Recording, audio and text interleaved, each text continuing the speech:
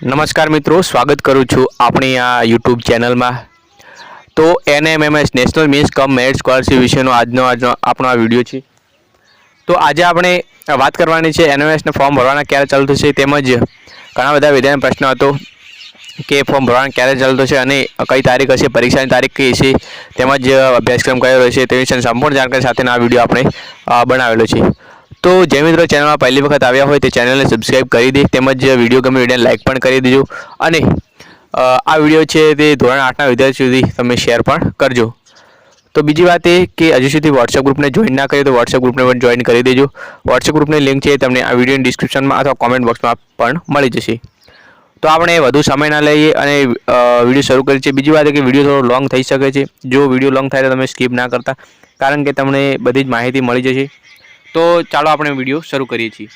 तो सवार તમે જોઈ શકો राज्य परीक्षा बोर्ड गुजरात राज्य सेक्टर 21 गांधीनगर द्वारा परिपत्र बहार पाडવામાં આવ્યો છે જે national means cum merit scholarship योजना 2023-24 माटेनो છે। એ લખેલું છે કે રાજ્યમાં નબળી આર્થિક સ્થિતિ ધરાવતા તેજસ્વી વિદ્યાર્થીઓ ધોરણ 12 સુધી અભ્યાસ પૂર્ણ કરી શકે તથા માધ્યમિક તથા ઉચ્ચતર માધ્યમિક શાળામાં ડ્રોપ આઉટ દર ઘટે તે હેતુથી ધોરણ 8 માં અભ્યાસ કરતા વિદ્યાર્થીઓ માટે જે NMS નામની યોજના શિક્ષા મંત્રાલય દ્વારા ભારત સરકાર તરફથી અમલમાં મૂકવામાં આવેલ છે।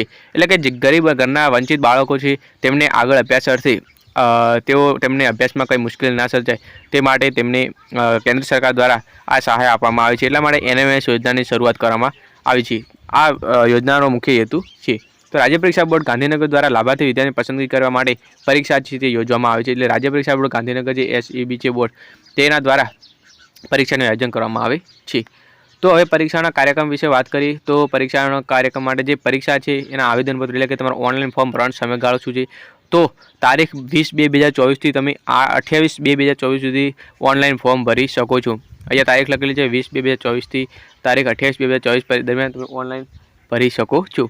हवे परीक्षाना कार्यक्रमनी बात करिए तो जाहेरनामું बहार पाड्यानी तारीख अहींया में तो जे परीक्षाना जे परिपत्र छे ते कयो छे तो 14/2/2024 www.seb.org वेबसाइट पर परीक्षा माटेना आवेदनपत्र ऑनलाइन भरવાનો સમયગાળો છે તો 20/2/2024 થી 28/2/2024 સુધી તમે ફોર્મ ભરી શકો છો। ત્યારબાદ જે પરીક્ષા માટેની જે ફી છે ઓનલાઈન ભરવાનો સમયગાળો છે 20/2/2024 થી 29/2/2024 સુધી। અને ખાસ વાત મિત્રો પરીક્ષાની તારીખ છે 7/4/2024 7/4/2024 ના રોજ પરીક્ષા યોજવામાં આવશે। ત્યારબાદ જે આ શિષ્યવૃત્તિની રકમ કેટલી મળશે તો તમને વાર્ષિક રૂપિયા 12,000 એટલે કે ધોરણ 9 થી 12 સુધી તમને 12,000 कुल 48,000 सहाय મળવાપાત્ર થશે।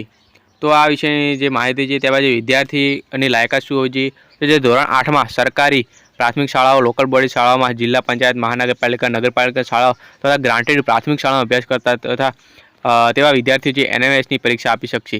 એટલે કે જે આ સરકારી પ્રાથમિક શાળાઓ લોકલ બોડી ગ્રાન્ટેડ શાળામાં વિદ્યાર્થી જો અભ્યાસ કરતો હોય છે તો તે આ પરીક્ષા આપી શકશે। અહીંયા તમને જોવા મળે છે કે ધોરણ 7 માં ઓછામાં ઓછા 55% તેથી વધુ ગુણ હોવા જરૂરી છે। ધોરણ 7 में अनुसूचित जातिना विद्यार्थीओ અને ST કેટેગરી विद्यार्थीओ માટે લખેલું છે કે 50% ગુણ કે તેથી સમકક્ષ ગ્રેડ મેળવેલ હોવા જોઈએ ધોરણ 7 માં। ત્યાર પછી કઈ શાળાના વિદ્યાર્થીઓ જે પરીક્ષા આપી શકતા નથી તો જે ખાનગી શાળાઓ પ્રાઇવેટ શાળા સેલ્ફ ફાઇનાન્સ શાળા કેન્દ્રીય વિદ્યાલય જવાહર નવોદય વિદ્યાલય તથા જે શાળામાં રહેવા જમવા અને અભ્યાસની સગવડ પૂરી પાડવામાં આવતી હોય તેવી કેન્દ્ર રાજ્ય સરકારની સંસ્થાઓ દ્વારા ચાલતી નિવાસી શાળાના વિદ્યાર્થીઓ પરીક્ષાનો આવેદનપત્ર ભરી શકશે નહીં। એટલે કે જે પ્રાઇવેટ શાળામાં અભ્યાસ કરતા વિદ્યાર્થીઓ અને જે આદર્શ નિવાસી શાળાઓ તેમજ જેમાં રહેવા જમવાની સગવડ તથા પૂરતી સગવડ મળતી હોય તેવા વિદ્યાર્થીઓ જે આ ફોર્મ ભરી શકતા નથી। આવક મર્યાદાની વાત કરીએ તો વાર્ષિક વાળીની આવક છે રૂપિયા 3,50,000 થી વધુ હોવી જોઈએ નહીં। હવે પરીક્ષા ફીની વાત કરીએ તો जनरल कैटेगरी અને EWC તથા OBC કેટેગરીના વિદ્યાર્થીઓ માટે પરીક્ષા ફી છે તે 70 રૂપિયા રહેશે। હવે વાત કરીએ PH SC તથા ST કેટેગરીના વિદ્યાર્થીઓ માટે છે તે 50 રૂપિયા ફી રહેશે। બીજી વાત है कि सर्विस चार्ज है तो अलग थी चूकवવાનો રહેશે। कोईपण संजोगों में भरेल फी परत करवामां आवशे नहीं। त्यारबाद जे फी है ऑनलाइन भरवानी रहेशे लखेलुं छे ऑनलाइन पेमेंट द्वारा। हवे मित्रों ए तमने जोवा मळशे प्रश्नपत्रनो ढांचोन गुण એટલે કે कुल કેટલા ગુણનો પ્રશ્નપત્ર રહેશે તો कुल 180 ગુણનું પ્રશ્નપત્ર રહેશે। એમાં MAT બૌદ્ધિક યોગ્યતા કસોટી 90 પ્રશ્નો હશે, SAT શૈક્ષણિક યોગ્યતા કસોટીના 90 પ્રશ્નો હશે। कुल તમને સમય પણ 180 મિનિટનો રહેશે મિત્રો। તો મિત્રો अभ्यासक्रम अहींया लखेलो छे कि जे धोरण 7 में जे तमे शैक्षणिक वर्षनो अभ्यासक्रम रहेशे धोरण 7 नो अने धोरण 8 में जे तमे प्रथम सत्रनो अभ्यासक्रम छे ते रहेशे।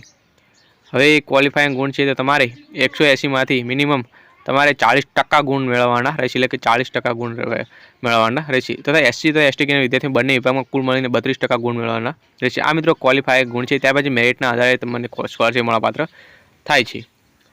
તો મેં તમને આ વાત કરી કસોટીનું માળખું, ફોર્મ ક્યારે ચાલુ થશે. તો મિત્રો ફોર્મ ઓનલાઈન કેવી રીતે ભરવું તે વિશેની સંપૂર્ણ જાણકારી સાથેનો વિડીયો આપણે step by step online form ભરતા તમને શીખવીશું. તો તે વિશેનો વિડીયો આવી જશે, એટલા માટે ચેનલને સબસ્ક્રાઈબ કરી રાખજો. આશા રાખું છું તમને માહિતી મળી ગઈ છે. જો મિત્રો માહિતી મળી ગઈ હોય તો કોમેન્ટમાં જણાવજો. કોઈ પણ પ્રશ્ન હોય તો કોમેન્ટમાં જણાવી શકો છો. વિડીયો ગમે વિડીયોને લાઇક કરી દેજો અને ધોરણ 8ના વિદ્યાર્થીઓ સુધી વિડીયો શેર પણ કરી દેજો. બીજી વાત એ કે હજુ સુધી વોટ્સએપ ગ્રુપને જોઈન ના કરી તો વોટ્સએપ ગ્રુપને પણ જોઈન કરી દેજો.